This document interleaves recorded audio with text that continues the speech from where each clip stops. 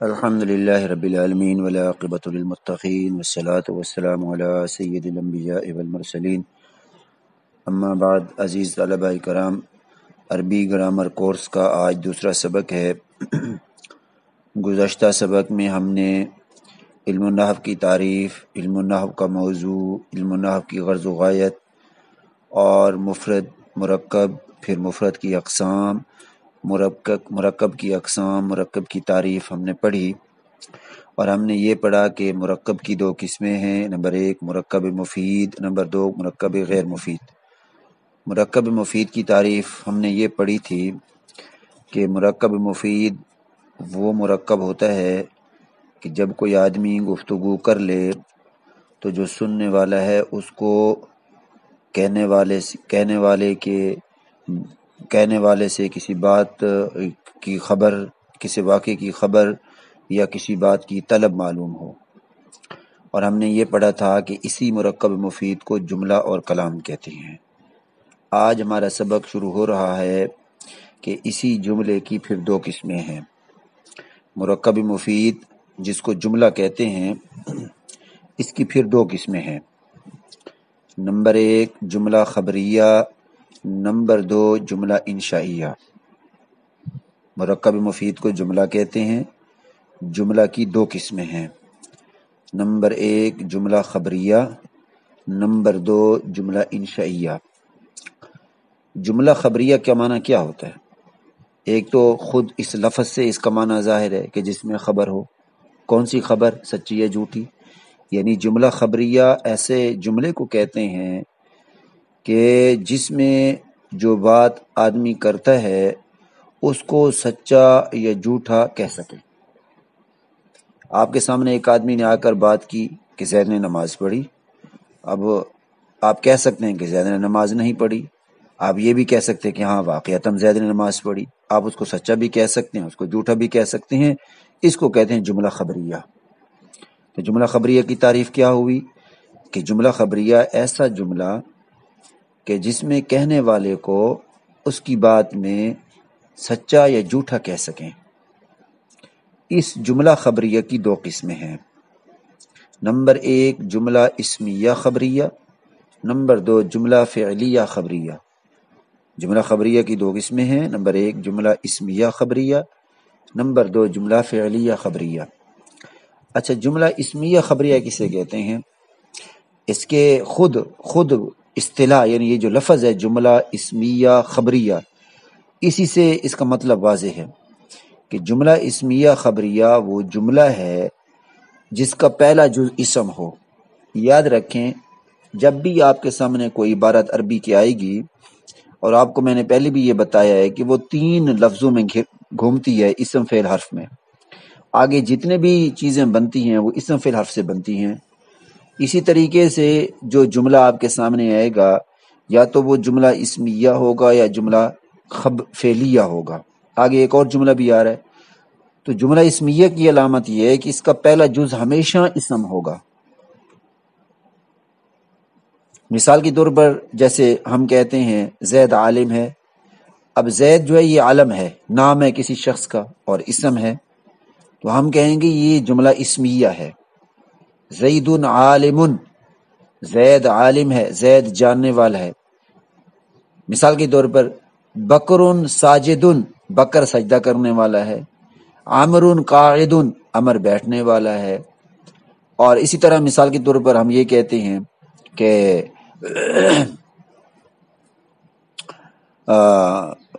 جو ہے وہ یوں کہہ لیں کہ مثلا سعد آکل، سعد کھانے والا ہے.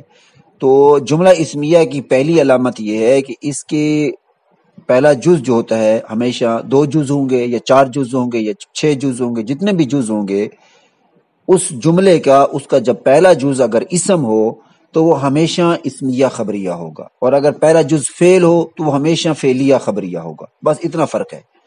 اگر اس جملہ اسمیہ کے شروع کا جو پہلا جز ہے اگر وہ اسم ہو تو ہم کہیں گے یہ جملہ اسمیہ خبریہ ہے.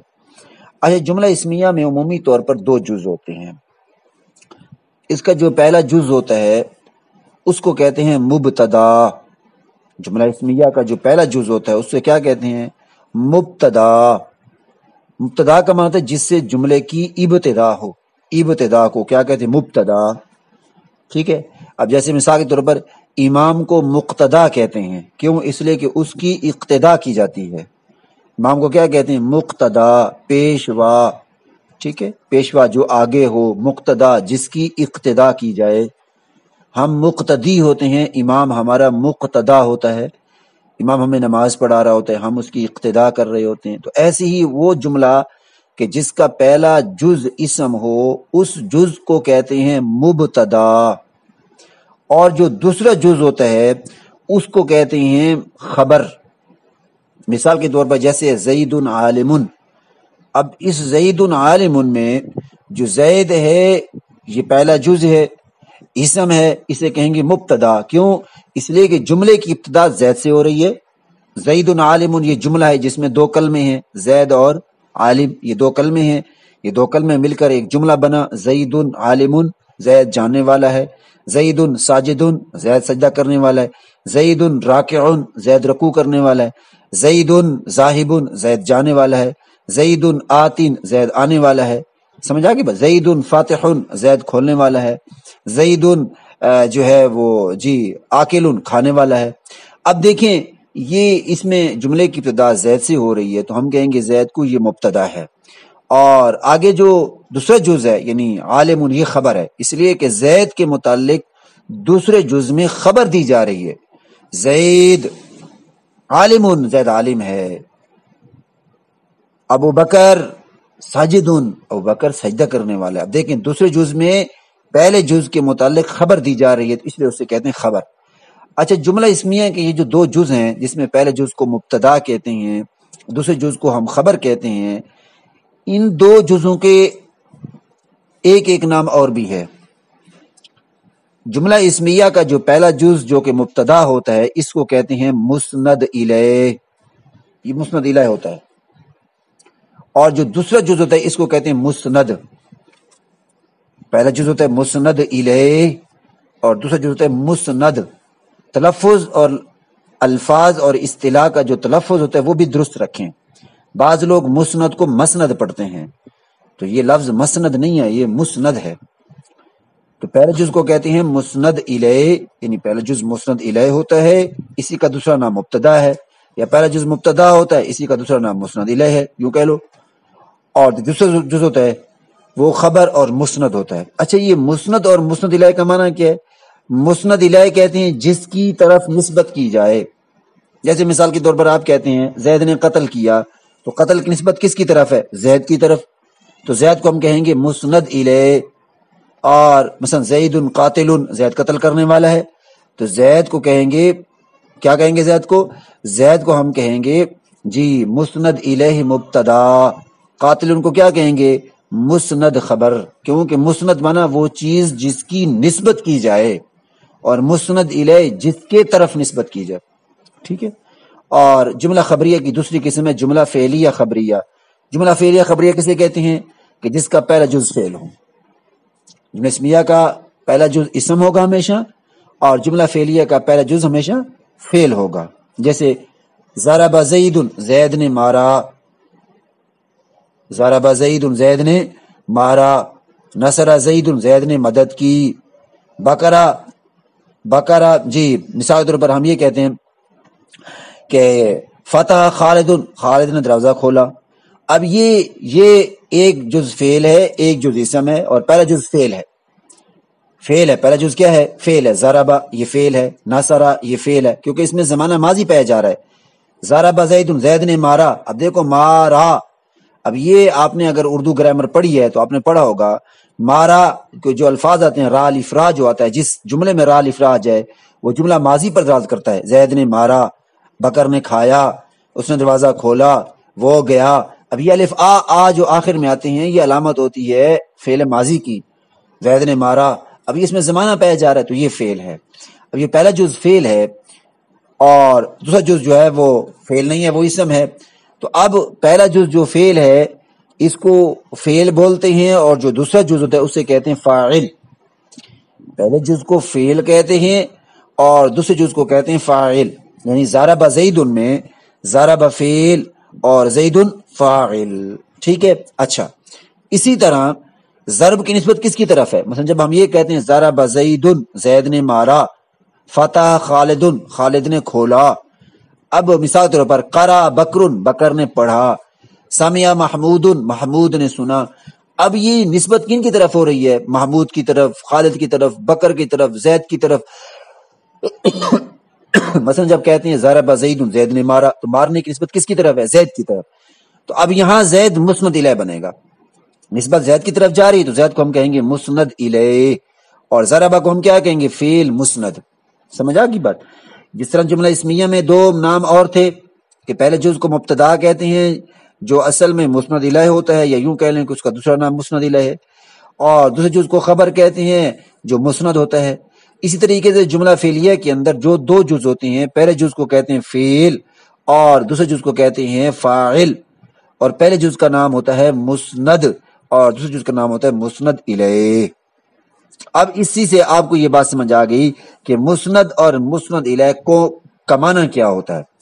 اچھا اب ایک بات رہ گئی جو انتہائی اہم ہے میرے دوستوں اور عزیز طلباء کرام، ہمیں دو چیزیں بڑی اہم طریقے سے سمجھنی ہیں. ایک تو جملہ اسمیہ اور جملہ فعلیہ یعنی خبریہ جو ہوتے ہیں، جملہ فعلیہ خبریہ، ان کا مفہوم ہمیں سمجھ میں آنا چاہیے کہ جملہ اسمیہ کیا ہوتا ہے، جملہ فعلیہ کیا ہوتا ہے. یعنی جملہ اسمیہ کے اندر کبھی فعل نہیں ہوگا، اس کا پہلا جز کبھی فعل نہیں ہوگا، پہلا جز ہمیشہ اسم ہوگا، دوسرا جز فعل بھی ہو سکتا ہے. لیکن جملہ فعلیہ کے اندر ہمیشہ، عربی کی عبارت کے اندر پہلا جز ہمیشہ فعل ہوگا، کبھی بھی اسم نہیں ہوگا جو بھی جملہ فعلیہ ہوگا. ایک بات.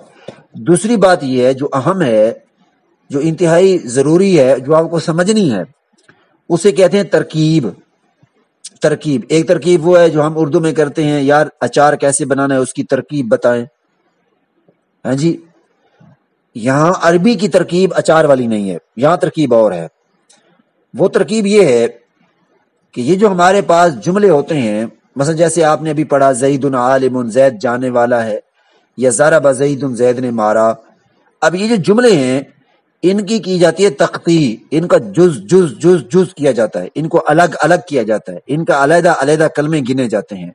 مثلا ضرب زید میں کتنے کلمے ہیں؟ 2. ضرب الگ کلمے ہیں، زید الگ کلمے ہیں.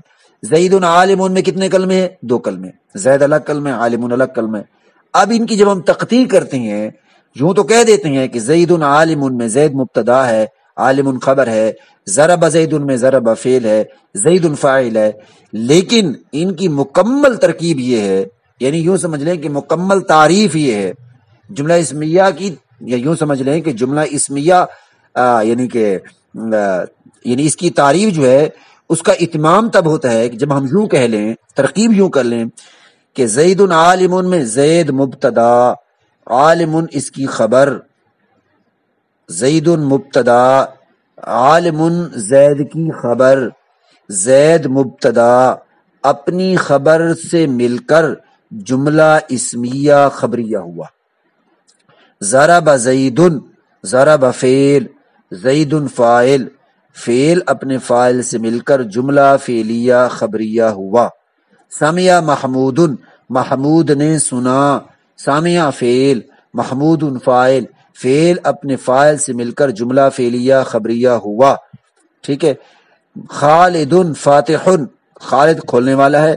خالد چونکہ پہلا جز اسم ہے تو آپ اس کی ترکیب یوں کریں گے، خالد مبتدا، فاتح اس کی خبر، مبتدا اپنی خبر سے مل کر جملہ اسمیہ خبریہ ہوا. تو یہ بس آج کا سبق یہ ہے، بالکل آسان ہے. آپ نے پڑھا تھا مرکب مفید کو جملہ اور کلام کہتے ہیں، پھر آپ نے یہ پڑھا کہ جملہ کی 2 قسمیں ہوتی ہیں، جملہ خبریہ، جملہ انشائیہ. انشائیہ ہم کل پڑھیں گے انشاءاللہ. جملہ خبریہ کسے کہتے ہیں کہ جب کوئی آدمی گفتگو کرے، جب کوئی آدمی بات کرے اور بات کرنے کے بعد اس بات کرنے والے کو اس کی بات میں ہم سچا یا جھوٹا کہہ سکیں، ہم اسے یہ بات کر سکیں کہ آپ جو بات کر رہے ہیں یا تو آپ سچے ہیں یا آپ جھوٹے ہیں، ہم اسے کہہ سکیں. اور جملہ انشاء میں ایسے نہیں ہوتا، کل ہم تعریف پڑھیں گے انشاءاللہ. تو جملہ خبریہ کی تعریف یہ ہے. پھر جملہ خبریہ کی 2 قسمیں، نمبر 1 جملہ اسمیہ، نمبر 2 جملہ فعلیہ. جملہ اسمیہ وہ جملہ ہوتا ہے کہ جس کا پہلا جز اسم ہو، ٹھیک ہے، اور دوسرے جز کے لیے یہ ضروری نہیں ہے کہ وہ اسم ہو یا فعل ہو، پہلا جز ہمیشہ بس اسم ہو. جیسے زید عالم، زید اسم ہے، بکر مثال خالد فاتح، خالد کھولنے والا ہے. اچھا اس طریقے سے محمود سامع، محمود سننے والا ہے. سمجھا کی بات؟ تو اب یہ دیکھیں پہلا جز جب اسم ہوگا، اسم کے آگے علامات بھی آ رہی ہیں کہ ہمیں کیسے پتہ چلے گا کہ پہلا جز اسم ہے. اسم کے آگے علامات ہے، 13 علامات ہے. انشاءاللہ ہم جب پڑھیں گے ہمیں سمجھ آ جائے گی کہ اسم کسے کہتے ہیں، اسم کون کون ہے. فعل کی 8 علامات ہیں، بعض کتابوں میں 9 ہے. تو ہم جب وہ پڑھیں گے انشاءاللہ، حرف کی علامات پڑھیں گے، ہمیں پہچان ہو جائے گی کہ اسم کا کب ہوتا ہے یا کون ہوتا ہے، فعل کون ہوتا ہے، حرف کون ہوتا ہے، تو ہمیں سمجھ میں آ جائے گا. اس کے لیے پریشان ہونے کی ضرورت نہیں ہے. تو جس کا پہلا جز کیا ہو، اسم ہو. اور ایک تعریف میں علامت اردو کے اندر جو ہے اس میں ہے آتا ہے ہوں ہو آتا ہے، لیکن یہ کوئی حتمی علامت نہیں ہے. یعنی جملہ اسمیہ کی ایک علامت اردو میں یہ ہے کہ اس کے آخر میں ہے ہوں ہو آتا ہے، لیکن یہ حتمی علامت نہیں ہے کہ ہم یہ کہیں کہ یہ ہر جملہ ایسا کہ جس کے آخر میں ہے یا ہوں یا ہو آئے وہ ہمیشہ جملہ اسمیہ ہوگا. یہ کوئی یقینی علامت نہیں ہے. یعنی یہ کثرت والی علامت تو ہے، لیکن یہ حتمی علامت نہیں ہے، یقینی علامت نہیں ہے. تو بہرحال آپ یہ یاد رکھیں کہ جملہ اسمیہ کا جو پہلا جز ہوتا ہے وہ ہمیشہ اسم ہوتا ہے، اس کو مبتدا کہتے ہیں، اور یہی مسند الیہ بھی ہوتا ہے. اور دوسرا جز جو ہوتا ہے وہ خبر ہوتی ہے، اس کو مسند کہتے ہیں. اور جملہ فعلیہ میں پہلا جز ہمیشہ فعل ہوتا ہے، اور دوسرا جز جو ہوتا ہے اس کو فاعل کہتے ہیں. اور پہلے جز جو ہے وہ مسند ہوتا ہے، دوسرا جز مسند الیہ ہوتا ہے. ترکیب بھی میں نے آپ کو سمجھا دی. اب ایک فائدہ سمجھ لیں، بس پھر سبق ختم. فائدہ یہ ہے کہ اسم جو ہوتا ہے یہ مسند بھی ہوتا ہے، مسند الیہ بھی ہوتا ہے. اسم جو ہوتا ہے یہ مسند الیہ بھی بنتا ہے، مسند بھی ہوتا ہے. اب دیکھنا جملہ اسمیہ کے اندر مثلا زید عالم میں دونوں اسم ہے، زید بھی اسم ہے، عالم بھی اسم ہے. اب اس میں زید جو ہے یہ مسند الیہ ہے، اور عالم جو ہے یہ مسند ہے. تو دیکھیں ایک اسم ہے وہ مسند بھی ہوتا ہے، مسند الیہ بھی ہوتا ہے. اور فعل جو ہے یہ صرف مسند ہوتا ہے، مسند الیہ نہیں ہوتا. یعنی فعل ہمیشہ دوسرے کی طرف منسوب ہوگا، کوئی چیز اس کی طرف منسوب نہیں ہوگی. اور اسم جو ہے وہ کبھی خود بھی منسوب ہو جاتا ہے، کبھی اس کی طرف بھی کسی چیز کی نسبت کی جاتی ہے. تو فعل ہمیشہ مسند ہوتا ہے، مسند الیہ نہیں ہو سکتا. اور حرف جو ہوتا ہے یہ بیچارہ ہے، نہ مسند ہوتا ہے نہ مسند الیہ. بس یہ جو ہے اس کو ہمیشہ جو ہے وہ کام اس سے کام لیا جاتا ہے تعاون کا، بطور تعاون کے یہ کام آتا ہے. لیکن بیچارے کی خود طاقت نہیں ہے کہ خود جو ہے وہ مسند بن سکے یا مسند الیہ. البتہ یہ اتنا طاقتور ہے کہ اس کے بغیر نہ اسم کسی کام کا ہوتا ہے نہ فعل کسی کام کا ہوتا ہے. کسی نہ کسی درجے میں اسم اور فعل دونوں اس بیچارے کے محتاج ہو جاتے ہیں. اور پھر اس کی بادشاہی ہوتی ہے کہ اگر اس کو درمیان سے نکال دیا جائے، اسم اور فعل کی پوری سلطنت دھڑام سے گر جاتی ہے. اس کی ریاست، اسم اور فعل کی ریاست اور حکومت حرف کی بنیاد پر قائم ہوتی ہے. حرف اتنا ضروری اور اہم پرزہ ہے. البتہ یہ ہے کہ بذات خود اس میں طاقت نہیں ہے کہ یہ مسند بن سکے یا مسند الیہ بن سکے. تو بہرحال آج کا یہ سبق ہے، اس کو اچھی طرح سے پہلے سبق کو سن لیا کریں. سننے کے بعد پھر آپ کاپی میں لکھ لیا کریں. لکھ لینے کے بعد پھر مشق کیا کریں. آپ جب سبق پڑھتے وقت جلد بازی کریں گے، سبق کو یہی صحیح سنیں گے نہیں، صحیح سمجھیں گے نہیں، صحیح پڑھیں گے نہیں، تو پھر آپ کو نقصان ہوگا. یا تو آپ سبق سے اکتا جائیں گے، یا استاد سے متنفر ہو جائیں گے، یا آپ یہ ہے کہ آپ کا یہ وقت ضائع ہو جائے گا. اس لیے میری آپ سے یہ گزارش ہے، آپ تسلی کے ساتھ پہلے سبق کو سنیں، پھر اس کے بعد اس کو پڑھیں، پھر اس کے بعد اسے لکھیں، پھر مشق کریں.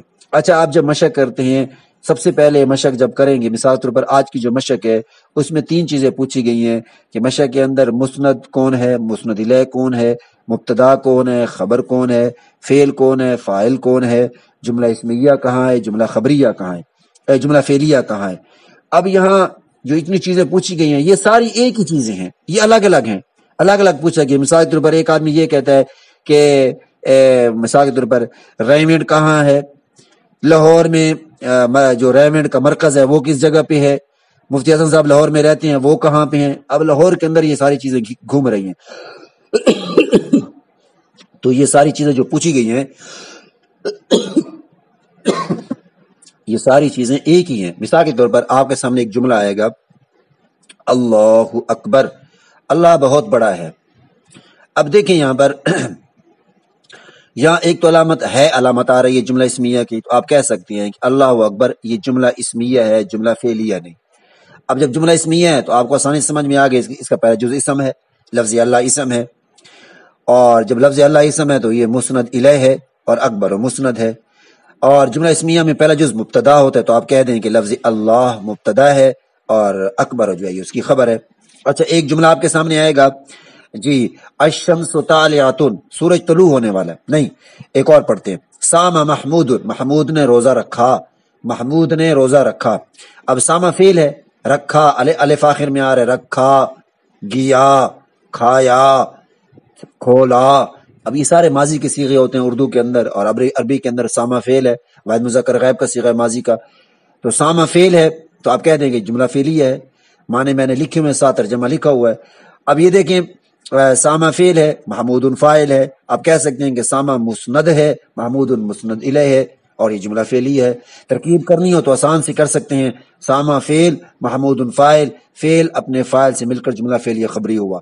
آج کی جو مشق ہے یہ حلوہ ہے، یہ آپ اس طرح بھاگتے ہوئے کریں گے، لیکن پھر وہی میں کہوں گا کہ شرط یہ ہے کہ آپ جو ہے وہ پہلے تعریف اچھی طرح سے جو ریکارڈ سبق ہے اس کو سنیں، اس میں تعریفیں سنیں، اس کے بعد آپ سبق کو پڑھیں، پھر اس کو لکھیں اور کوشش کریں کہ مشق ضرور کیا کریں، اس سے آپ کو بہت فائدہ ہوگا۔ آپ کو اگر کوئی مشکل ہو، کوئی سبق میں تکلیف ہو رہی ہو کسی بھی درجے میں، ساتھ سبق آپ سے حل نہیں ہو رہا، سبق مشق کی سمجھ نہیں آ رہی، میں 24 گھنٹے میں حاضر ہوں، نمازوں کے اور سونے کے اوقات کے علاوہ میسج کر دیا کریں، میں انشاءاللہ جب بھی مجھے موقع ملے گا میں ضرور آپ کے سوال کا جواب آپ کو ضرور دوں گا۔ جزاکم اللہ خیر، السلام علیکم ورحمۃ اللہ تعالی وبرکاتہ۔